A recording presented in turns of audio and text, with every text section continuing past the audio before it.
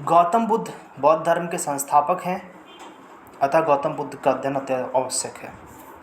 गौतम बुद्ध का जन्म लुम्बिनी में 563 ईसा पूर्व इक्ष्वाकु वंशीय क्षत्रिय शाक्य कुल के राजा सुद्धोधन के घर हुआ था।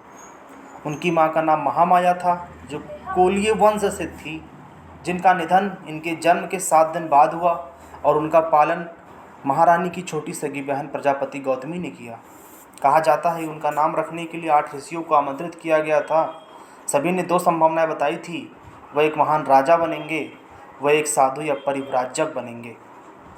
इस भविष्यवाणी को सुनकर सुद्धोधन ने अपनी योग्यता की हद तक सिद्धार्थ को साधु न बनने देने की कोशिश की थी। शाक्यों का अपना एक संघ था। 20 वर्ष की आयु होने पर हर शाक्य तरुण को शाक्य संघ में दीक्षित होकर संघ का सदस्य बनना होता था। सिद्धार्थ जब 20 वर्ष के हुए तो शाक्य संघ की सदस्यता ग्रहण की और शाक्य संघ के नियमानुसार सिद्धार्थ को शाक्य संघ का सदस्य बने हुए 8 वर्ष व्यतीत हो चुके थे। वे संघ के अत्यंत समर्पित और कर्तव्यनिष्ठ सदस्य थे। संघ के मामलों में वे अधिक रुचि रखते थे। संघ के सदस्य के रूप में उनका आचरण एक उदाहरण था और उन्होंने स्वयं को सबका प्रिय नेता बना लिया था। सिद्धार्थ जब कपिलवस्तु की सैर पर निकले तो उन्होंने 4 दृश्यों को देखा। बूढ़ा व्यक्ति, एक बीमार व्यक्ति, शव और एक सन्यासी। सिद्धार्थ विवाह उपरांत अपने पुत्र राहुल और पत्नी यशोधरा को त्याग कर संसार को जरा, मरण और दुखों से मुक्ति दिलाने का मार्ग की तलाश और सत्य दिव्य खोज की ज्ञान की खोज में राजपाट छोड़कर जंगल चले गए। सांसारिक समस्याओं से दुखी होकर सिद्धार्थ ने 29 वर्ष की आयु में घर छोड़ दिया, जिसे बौद्ध धर्म में महाविनिष्क्रमण कहा गया जाता है। गृह त्याग के बाद बुद्ध ने वैशाली के आलार कलाम से सांख्य दर्शन की शिक्षा ग्रहण की। आलार कलाम सिद्धार्थ के प्रथम गुरु थे। आलार कलाम के बाद सिद्धार्थ ने राजगीर के रुद्रकराम पुत्र से शिक्षा ग्रहण की और उरुवेला में सिद्धार्थ को कौंडिल्य, बप्पा, भादिया, महानामा, असागी नाम के 5 साधक मिले।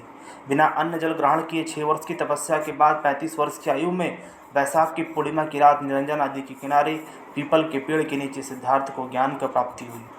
ज्ञान प्राप्ति के बाद सिद्धार्थ को बुद्ध के नाम से जाना जाने लगा। जहाँ उन्हें ज्ञान प्राप्त हुआ उसे बोधगया के नाम से जाना जाता है। बुद्ध ने अपना पहला उपदेश सारनाथ में दिया, जिसे बौद्ध ग्रंथों में धर्म चक्र प्रवर्तन कहा जाता है। बुद्ध ने अपने उपदेश कौशल कौशाम्बी वैशाली राज्यों में पाली भाषा में दिए। बुद्ध ने अपने सर्वाधिक उपदेश कौशल देश की राजधानी श्रावस्ती में दिए।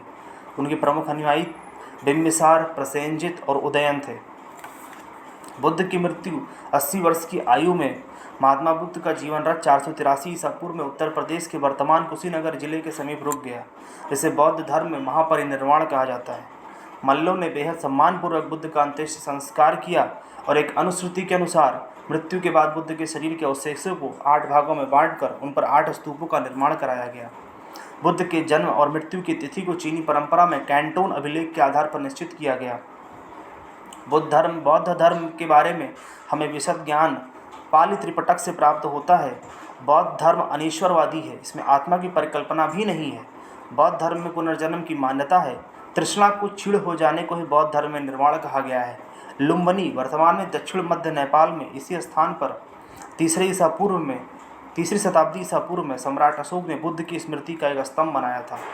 बुद्ध के अनुयायी निम्न भागों में विभाजित थे: भिक्षुक और उपासक। भिक्षुक बौद्ध धर्म के प्रसार के लिए जिन लोगों ने संन्यास लिया उसे भिक्षुक कहा जाता है।